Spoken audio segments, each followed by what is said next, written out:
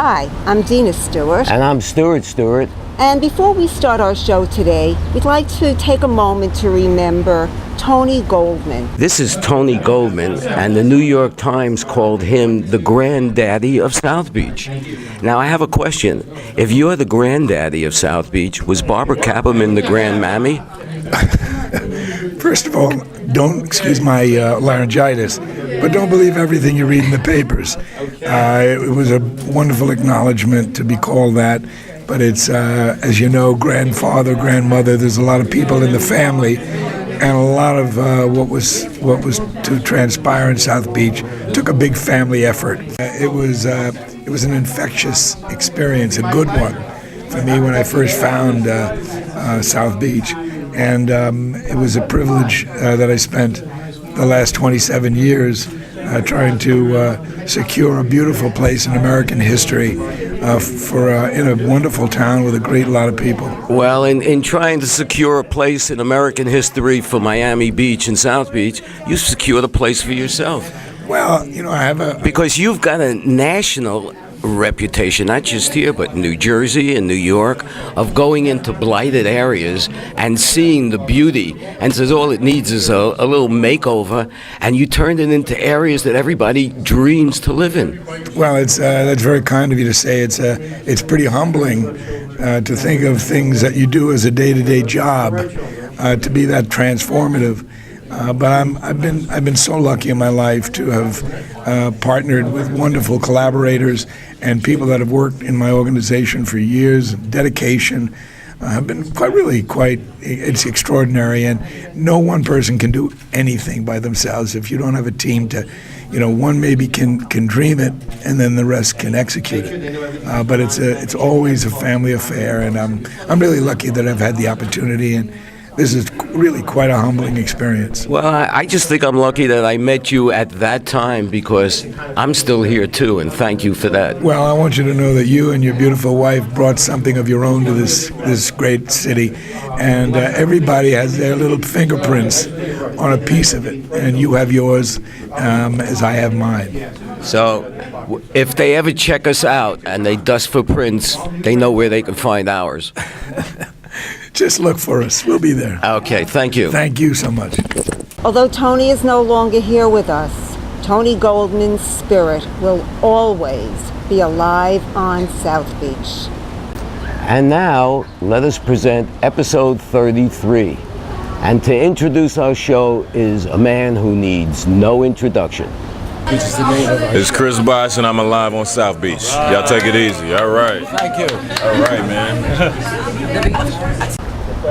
Whenever we walk on Lincoln Road, we always run into interesting people, strange events that take place.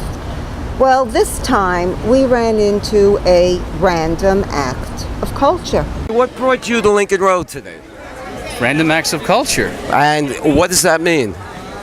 Well, so for the past 2 years at Knight Foundation, we've been doing something called Random Acts of Culture. And this is an effort to bring artists out of the symphony hall, out of the performance hall, and onto the streets. And so it's been something we've done now 1,000 times. 1,000 times? 1,000 times. Could you give me some examples of those? Sure. A symphony in an airport terminal, an opera in the middle of a shopping mall. Something seems to be happening. How many musicians are going to be involved in this? 200 musicians will be performing today. Wow.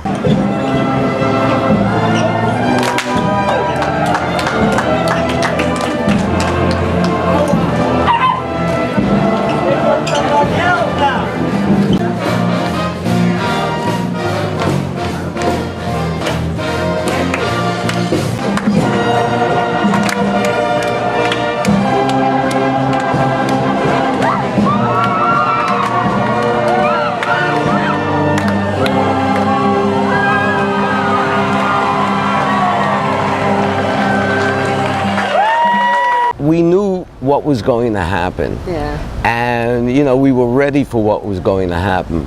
But I wasn't ready for the way it made me feel. Because when I walked away from that event, I was smiling and sort of bouncing. And I think it's a wonderful way to expose culture to the city and remind everybody that it's all around us for us to enjoy and appreciate. You know, when we decided to visit the home show, I thought it would be all about lamps and furniture and toilet fixtures and... We thought we were going to go furnish our apartment. Instead, it was really a show for homeowners about cement walls and finishes and stuff that, as a renter, I never have to deal with. But mixed in with this group of people were some of the artist vendors that you wouldn't expect to find at a home show. And here are a few. I'm Dr. Aromas. Welcome. Well, let me ask you a question. How did you get the title, Dr. Aromas? It's a funny history. I was visiting one of my customers in Bristol building, and I was using this white coat. And he said, "Oh, look, this is the Dr. Aromas." Well, you have a very unique product, and the way you described it to me, when people walk into even large buildings or private houses, they get to smell wonderful aromas. What kind of scents are they? All the products that we use are made with essential oils and natural fragrances. We are not using product coming from petroleum, and it's like spraying essential oils through your AC units. Tell me, why are you at the show? I'm at the show to promote my business, which is Americana Custom Window Treatments. I'm new to Miami, and I'm trying to build a client base here in Miami. And what makes your business unique? Pricing. I make window treatments affordable. What moment in your life was the life-changing thing that made you say, I'm going to go into this business? I have a day job, but this is my passion. Well, what exactly is Spice Above? We distribute throughout Florida a small family-run business of dips. Mix it with a cup of sour cream and a cup of mayonnaise, and you end up with a 16-ounce container of great tasting dips. Here you go. There we go.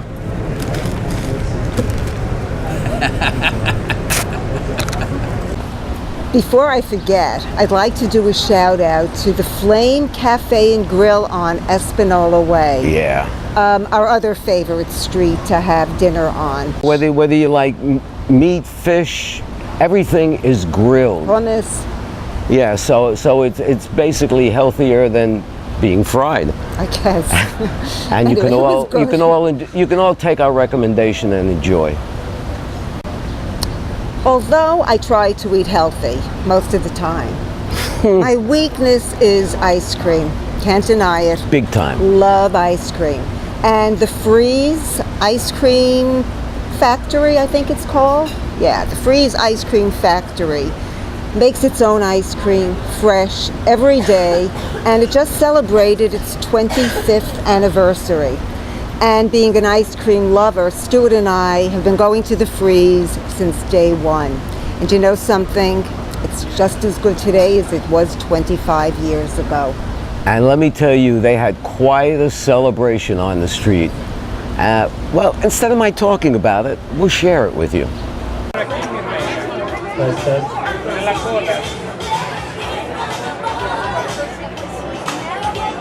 All right, hey everybody, how y'all doing? Y'all having a good day today?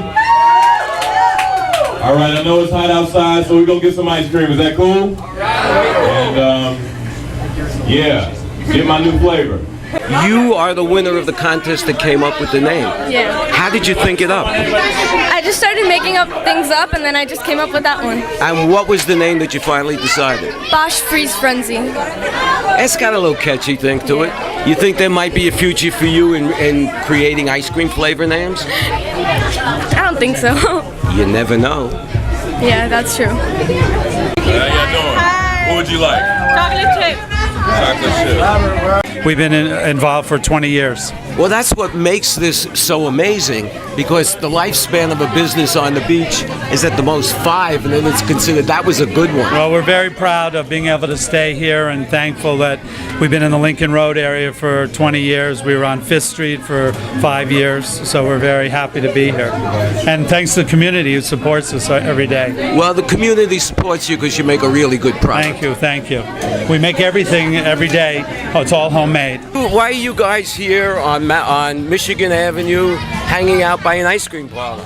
Because we love the heat and we love Chris Bosch. And did you also know that this is the And we love the freeze. 25th anniversary of the freeze, and they're giving this away? It's amazing ice cream. We love the freeze. We've been residents for many, many years and we love the freeze. Good luck to the freeze in the next 25 years.